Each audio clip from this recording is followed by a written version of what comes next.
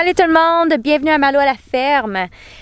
Je viens juste de me faire poser une question assez pertinente et puis j'ai couru jusqu'au jardin pour pouvoir la répondre, pour faire une petite vidéo rapido presto parce que je suis très consciente que moi, je suis en zone 3, ma dernière gelée, c'est pas mal au mois de juin, le mi-juin, ça dépend des années. Sauf qu'il y a beaucoup de monde qui vont commencer à jardiner dans les prochaines semaines qui suivent. Puis la question qui m'a fait que j'ai été demandée, c'est est-ce que vous mettez quelque chose dans votre sol? Qu'est-ce qu'on met dans notre jardin pour commencer, là, tu sais, une plate-bande?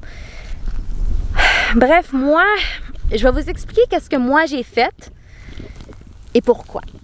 La manière que j'ai installé mes jardins ici, c'était du gazon.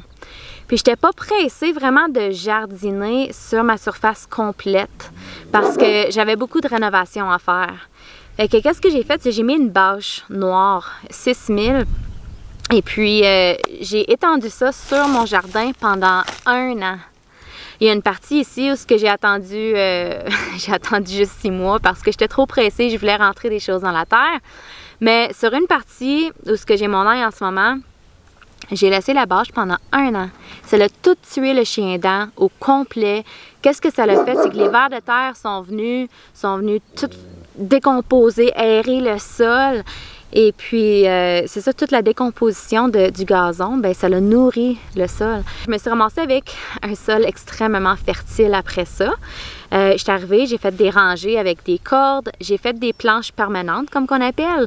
Donc, ça, c'est dans le maraîcher, c'est des grandeurs standards. C'est une planche, c'est 30 pouces. L'allée, c'est 18 pouces. Ça, c'est la dimension là, pour être ergonomique. Quand on s'installe dans la planche pour venir cueillir de chaque côté, on est capable de se rendre au milieu de chaque planche. Donc,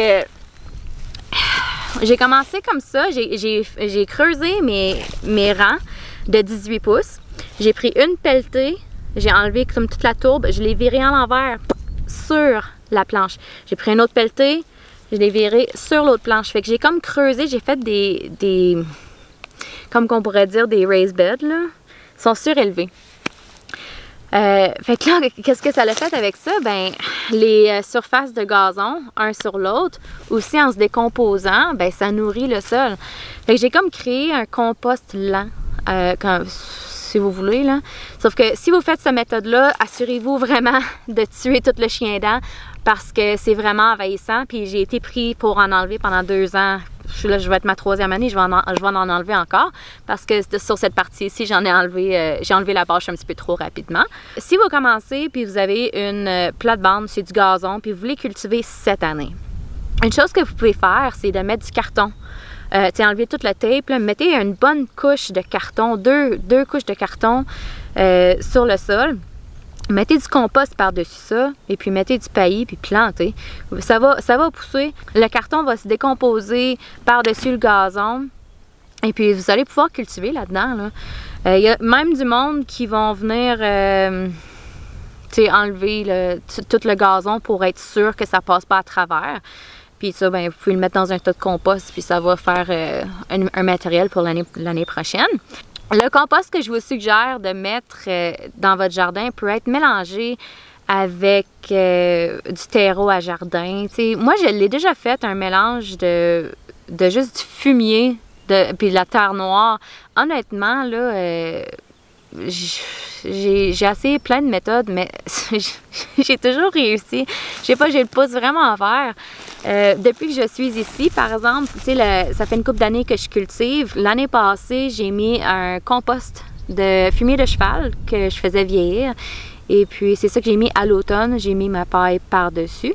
Comme ça, je vais être prête quand ça va venir le temps de planter ce printemps. Ça a eu le temps de se décomposer. Je pense que mes tomates étaient ici l'année passée, fait que j'ai mis un petit peu de fertilisant biologique, comme on pourrait dire ici, pour mes tomates l'année passée. Fait que qu'est-ce que je pourrais faire ici, ça va être de planter des choses qui n'ont pas besoin d'énormément de fertilisation, comme de la salade, des radis, des choses comme ça, parce qu'ils n'ont pas vraiment besoin de beaucoup de nutriments, ainsi que des carottes. Des carottes aussi aiment ça. Quand ça a été fertilisé l'année d'avant, vous pouvez planter des carottes dedans. Pour donner un petit boost au début pour planter, là, des fois je vais mettre de la mère poule, c'est du fumier de poule en granules. Et puis je mets ça, je fais juste le saupoudrer un peu sur le dessus. Puis pour les sols acides, un autre astuce qui est très bon, ce que j'ai fait au début, c'est j'ai mis des cendres.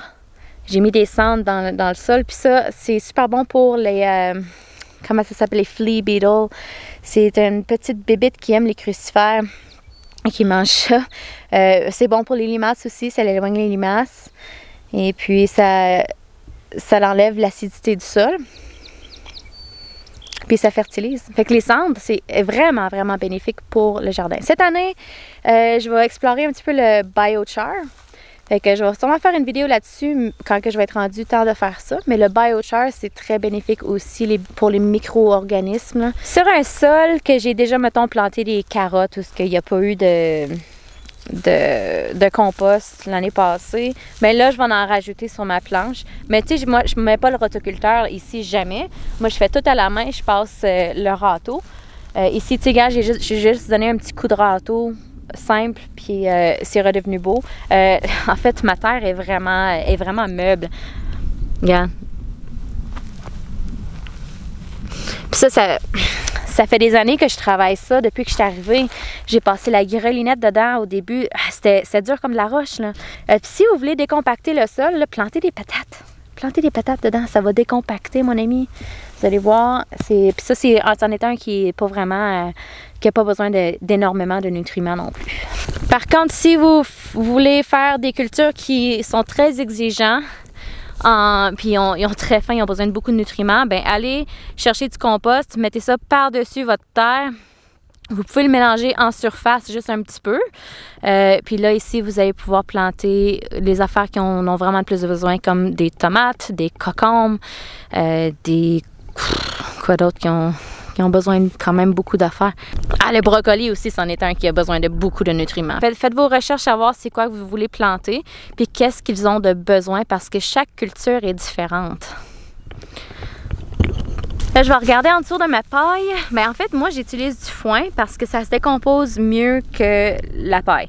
Il y en a beaucoup de monde qui vont dire « Non, mettez pas de foin dans votre jardin parce qu'il y a plein de mauvaises herbes. » Puis oui, je suis d'accord, il y a des graines. OK? Ça a des graines, le foin.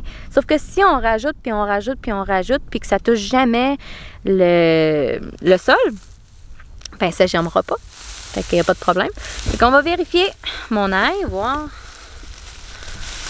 en dessous.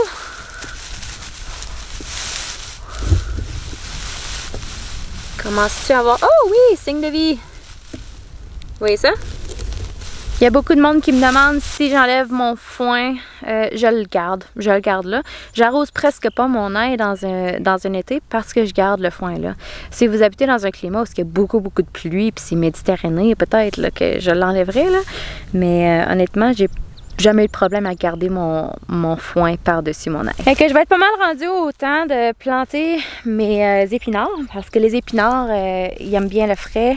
Ils n'aiment pas ça quand c'est trop chaud, ça monte en graines. Puis mes choses commencent à se réveiller un petit peu. J'ai des herbes. J'ai mes topinambours aussi que j'ai récoltés. J'ai fait une petite barrière d'intimité ici l'année passée. Puis là, j'en ai replanté au long ici pour que ça fasse vraiment une belle clôture d'intimité. Il y a une chose qui commence à se réveiller, que je suis vraiment contente, c'est l'hysope. J'ai essayé d'expliquer ça sur le sens du monde, là. Les propriétés médicinales de cette plante-là sont vraiment sous-estimées. Puis il n'y a personne qui en parle. De l'hysope, ça s'appelle. Et puis, ça produit des fleurs bleues. Et nous autres, qu'est-ce qu'on recherche? C'est les feuilles. Donc, ça, c'est un petit arbuste. Et puis, ça repousse à chaque année. C'est très, très, très rustique. Et puis, ça a un goût mélangé entre menthe, origan et puis de sauge. C'est extrêmement bon. Le monde s'en sert comme épice pour épicer leur viande sauvage, leur fromage. C'est vraiment bon pour ça. Sauf que, il y a une chose qu'il faut savoir, c'est un remède un petit peu miracle pour la toux, pour l'asthme et puis toutes ces bonnes choses-là. Sauf que avant de consommer n'importe quelle herbe médicinale, informez-vous parce que celui-là en particulier pour les femmes enceintes, ça peut causer de l'avortement. Dans le temps médiéval, ils s'en servaient pour l'avortement. Donc, avant d'utiliser n'importe quelle sorte de remède, parce que dans les feuilles de cette plante, si on extrait, c'est vraiment bon, si on extrait les huiles essentielles puis on mélange ça avec du miel, c'est un sirop pour la toux, il paraît que c'est vraiment bon. Ça dégage tout le mucus, le phlegme. J'ai de la misère à parler en français, désolé gang, pour vraiment dégager les voies respiratoires puis les poumons. Ça vaut la peine de se faire rechercher.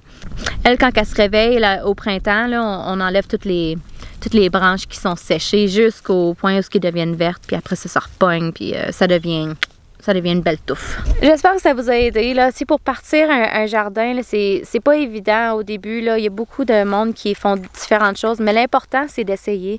L'important, c'est juste de te salir les mains puis de l'essayer, puis on apprend sur le tas.